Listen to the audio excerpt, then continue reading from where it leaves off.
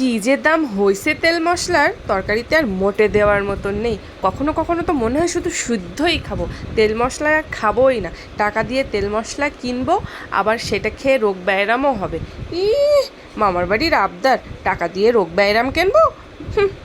আজকে আবার শনিবার, মাছ মাংস তো নেই। আজকে এরকম একটা রেসিপি করবো না, মাছ মাংস ধুয়ে খাবে। তেল পটল, তেল পটল। নমস্কার বন্ধুরা, আজকে দেখাবো তেল পটল, আর সাথে শোনাবো কোথা থেকে শিখেছিলাম, কিভাবে এর উৎপত্তি, কিভাবে এর বিন্যাস।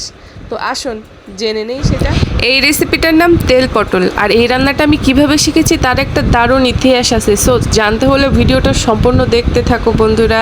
নিরামিষ দিনে সবার না এমনই হয় যে কী রান্না করব কিছু খুঁজে পাওয়া যায় না, তাই এমন কিছু একটা রান্না করতে হয় যেন খাওয়ার প্রতি রুচি থাকে। নিরামিষ দিনে কেউ খেতেও চায় না ভাত, মনে করে কি না কি নিরামিষ খাবো, কিন্তু নিরামিষ দিনে আমার আবার বেশি বেশি ভাত লাগে। কেন জানেন, আমি এরকম ধরনের রেসিপি সব করি। তাই পটল নিয়েছি, পটলগুলো সুন্দর করে আপনাদেরকে দেখিয়ে দিয়েছি। পটলগুলো বেশ জালি জালি আছে, দেখতে এরকম হলে হবে কি, ভেতরটা একদম জালি। এই পটল দিয়েই এই রেসিপিটা করলে খুব ভালো লাগে।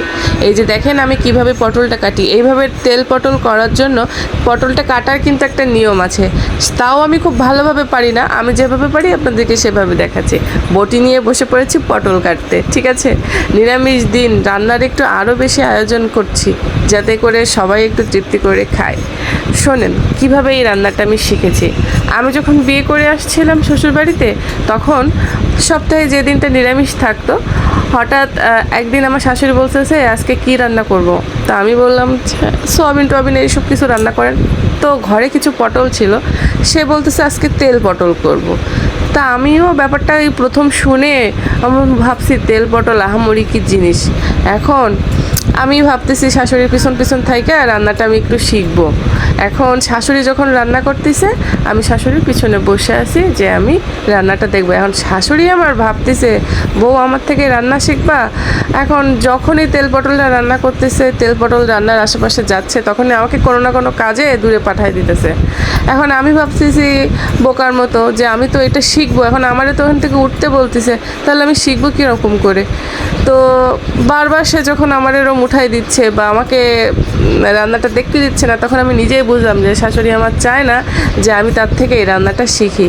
তো আমার খুব কষ্ট লাগছিল যে এবার যখন সে রান্না টান্না করে আমাকে দুপুরবেলায় দিছে খাইতে, রান্নাটা দেখলাম তেল মানে পটল মানে তেলের সাগরে একটা করে পটল চুবানি খাচ্ছে। আমার কাছে রান্নাটা খুব অন্যরকম লাগছিল, মনে হয়েছিল অপচয়, যে এতটা তেল পটল মানে যে সম্পূর্ণটা তেলে চুবানো থাকবে এরকম কিন্তু নয়, ঠিক আছে।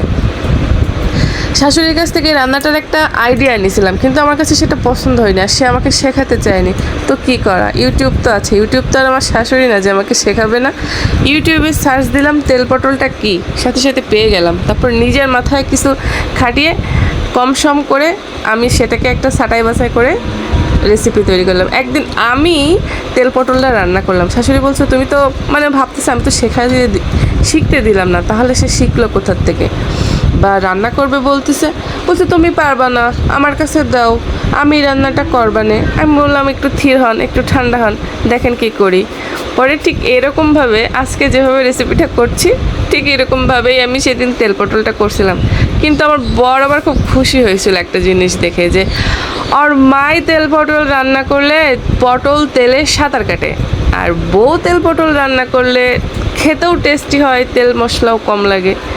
তো ও একটু প্রশংসা করছে যে তোমার তেল পটলটা কিন্তু ভালোই হয়েছে, আর তুমি তেল পটল রান্না করলে মানে মারে বলতেছে যে এত তেল দাও, তা বলার মতো না, অত তেল খাওয়া ঠিক না। এইবার যাবা কোথায়, অশান্তির আর শেষ নেই। তুই বোর রান্না ভালো বলেছিস। সেদিনের তেল পটল একদম তার কাছে ভালো লাগেনি, অর্ধেক ভাত খেয়ে আর খায়নি। তারপরে আর কি যা করে তাই, মুখ অন্ধকার করে বসেছিল, কোথাও চলে যাচ্ছিল, এই সমস্ত। কিন্তু কি করব, আমার তেল পটল আমি বানাইছি এখন, আর কেউ ভালো বলুক না বলুক, আমি তো জানি আমার ভালোবাসার বন্ধুরা কখনো আমার সাথে এরকম করবে নাকি বলেন তো। হ্যাঁ বন্ধুরা, এইভাবে যদি আপনি পটলটা রান্না করেন এত ভালো লাগে, সামান্য একটা পটলে এত স্বাদ। আর নিরামিষ দিনে একটু এরকম উল্টোপাল্টা ইউনিক রান্না করলে দেখবেন, নিরামিষ দিন বলে যে মানুষ ভয় পায় আমি খাবো না, কি রান্না করব, আসলে সেটা ভালো। আর পটলের এই সিজনে পটলের কত রকম রেসিপি আছে, ঠিক আছে। এই রেসিপিটা তো একবার খাবেন, দেখেছেন ভাজার পরে ডিজাইনটা কত সুন্দর লাগতেছে। আর তেল পটল মানেই যে এখানে এক গাদা তেল ঢালতে হবে তা কিন্তু না, ওই ব্যাপারটা কিন্তু আমি ক্লিয়ার করে দিয়েছি, ঠিক আছে। পটলগুলো সুন্দর করে ভেজে নিয়েছি, আর ওই যে সাদা সর্ষে কাঁচা ঝাল বেটেছিলাম সেটাই তেলের ভিতরে দিয়ে দিচ্ছি। আর তো জিরা, ধনে গুঁড়া, লবণ, হলুদ দিয়ে মশলাটা কষিয়ে নেব, তারপরে পটলটা দিয়ে দেবো। এই রেসিপিটা খুবই সিম্পল, কিন্তু সত্যি কথা বলতে বন্ধুরা এত ভালো লাগে, আসলে বাড়িতে একদিন করবেন। আর আমি আদার গুঁড়ো দিয়ে দিলাম, ঠিক আছে। রান্নাটা মনোযোগ দিয়ে দেখবেন। তেল পটল রান্নাটা খুবই সহজ, দেখতেই তো পাচ্ছেন। শুধু পটল কাটাটা একটু ঝামেলা, মানে অনেকের কাছে এটা ঝামেলা লাগে। এভাবে কাটলে কি পটলের ভিতরে ভিতরে সব তেল মশলাগুলো ঢুকে যায়, খেতে বেশ ভালো লাগে। তো সকল রকম দিয়েছি, সর্ষে বাটা, কাঁচা ঝাল বাটা, জিরে, ধনে, আদা গুঁড়ো, লবণ, হলুদ দিয়ে মশলাটা সুন্দর করে কষিয়ে এরকম যখন তেল কেটে উঠবে ওর ভেতরে দিয়ে দেবেন আপনি পটল যেটা ভেজে রেখেছেন। এই যে দেখেন ভেজে রাখা পটলগুলো দেখতে কত সুন্দর লাগছে না। মশলার মধ্যে দিয়ে সুন্দর করে একটু কষিয়ে নাড়িয়ে চাড়িয়ে পরিমাণ মতো একটু জল দিয়ে দেবেন।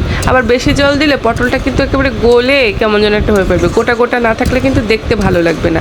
এই পটল রান্নাটা একদম সিম্পল, আর কি বলবো, খেতে তো অসাধারণ, আর দেখতেও বেশ একটু অন্যরকম। নিরামিষ দিনে এই ধরনের অন্যরকম জিনিস করলে দেখবেন ভালো লাগবে। আর পটলের সিজন তো এখন। আর কি বলেন তো বন্ধুরা, যেদিন রুটি পরোটা বানাবেন সেদিনও এটা বানাতে পারেন, রুটি পরোটার সাথে আরও বেশি ভালো লাগে। এই যে জলটা দিয়ে দিচ্ছি, জাস্ট অল্প একটু, মানে 1 মিনিট মতো আমি ঢাকা দিয়ে রেখে দেবো, জাস্ট মশলাটা পটলের মধ্যে ঢোকার জন্য। জানেন তো ছোটোবেলায় একটা খুব মজার বাচ্চাদের সাথে খেলা করতাম আর বলতাম যে পটল তুলতে যা, তুই পটল তুলতে যা, মানে পটল তুলতে যাওয়া মানে মারা যাওয়া। তেল পটলটা আমার একদম হয়ে এসেছে, নামানোর আগে আমি একটু চিনি দিয়ে দিচ্ছি। চিনি না দিলে কিন্তু আসল টেস্ট আসবে না, সো অবশ্যই চিনিটা দিতে হবে। রান্নাটা দেখে আবার কেউ পটল তুলতে যাবেন না, পরে কিন্তু আমার দোষ হবে। আচ্ছা, আমার শাশুড়ি মা তো আমাকে তেল পটলটা শেখাতে চেয়েও শেখালো না, উচিত ছিল তার আমাকে শেখানোর, কিন্তু সে আমাকে আসলে কোনোদিনই কোনো রান্না শেখাইতে চায়নি। যখনই তার কাছ থেকে কিছু শিখতে গেছি সে আমাকে খুব লুকাইছে, অ্যাভয়েড করছে।